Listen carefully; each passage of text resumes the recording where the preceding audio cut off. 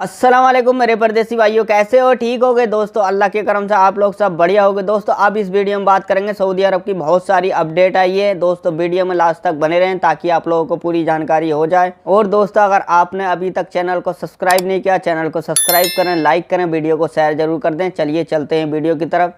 दोस्तों यहाँ पर मैं अपडेट शेयर कर रहा हूँ, देख लेना।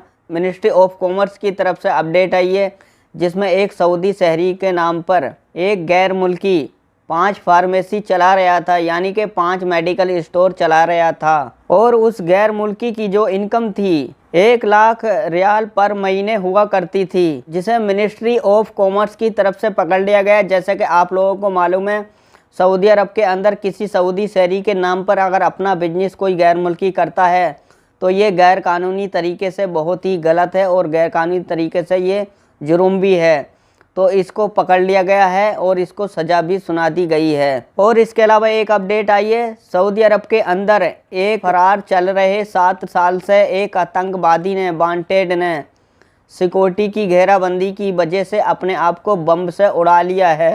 ये एक आतंकवादी था और इसके ऊपर कई कत्ल के इल्ज़ाम लगे हुए थे और ये सऊदी अरबिया के अंदर कई साल से छुपा हुआ था और इसकी तलाशी चल रही थी। और ये 7 साल से फरार था, 7 साल से इसकी तलाश जारी थी। आज जब फोर्स वालों ने इसे घेर लिया था तो इसने अपने आप को बेल्ट बम से अपने आप को उड़ा लिया था, अपने आप को मार लिया था इसने। जब इसने सिक्योरिटी वालों का गंजा देखा कि आज मैं नहीं बचने वाला हूं, तो इसने अपने आप को बम से उड़ा लिया, जिसकी वजह से एक पाकिस्तानी और 3 सऊदी शहरी बहुत ज़्यादा जख्मी हो गए हैं। और इसके अलावा एक अपडेट आई है जो कि सऊदी अरब की है, जिसमें सऊदी अरब और इंडोनेशिया के बीच में हाउस मेड यानी खद्दामा के लिए एग्रीमेंट साइन किया गया है। देखिए सऊदी अरब के अंदर इंडोनेशिया से खद्दामा तो पहले भी आती थी, लेकिन किसी वजह से कुछ साल पहले इंडोनेशिया से खद्दामा आने के लिए पाबंदी लगा दी गई थी।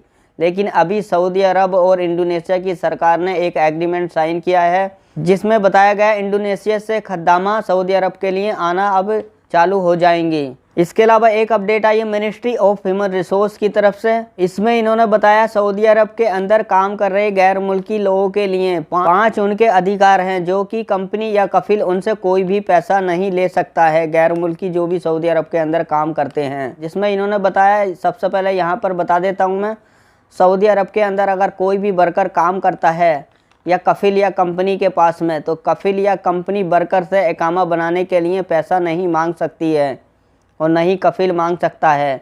ये कफिल को ही बनाकर देना पड़ेगा इकामा। जो भी वर्कर उसके पास काम करता है, वर्कर से कोई भी पैसा नहीं मांग सकता है। इसके अलावा दूसरा बताया गया है यहाँ पर, अगर वर्कर का इकामा चेंज करना पड़ता है या चेंज कराता है वर्कर, तो वर्कर के इकामा चेंज करने में जो पैसे लगते हैं वो कफिल या कंपनी वर्कर से नहीं मांग सकती है।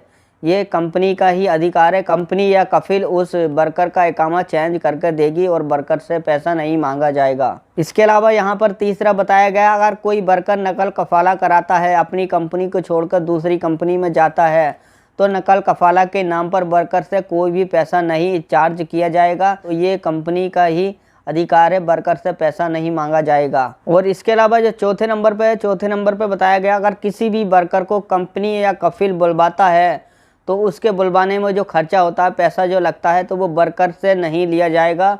ये अधिकार कंपनी और कफिल का है।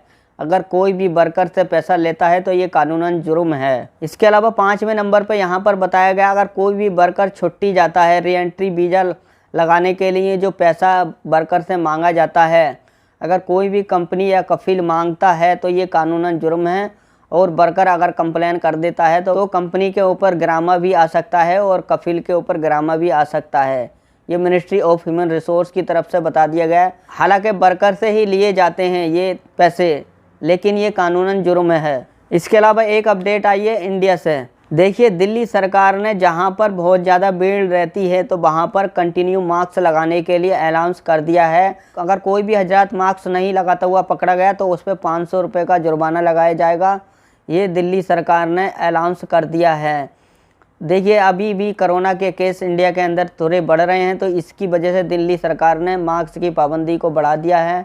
जहां पर अगर मार्केट वगैरह में आप लोग जाते हैं, किसी मॉल वगैरह में आप लोग जाते हैं, जहां पर बहुत ज़्यादा भीड़ होती है, ऐसी जगहों पर आप लोग जाते हैं, तो आप लोगों को कंटिन्यू मास्क लगा कर रखना पड़ेगा, नहीं तो आप पे 500 रुपये का फ़ाइन आ सकता है, जुर्माना लग सकता है।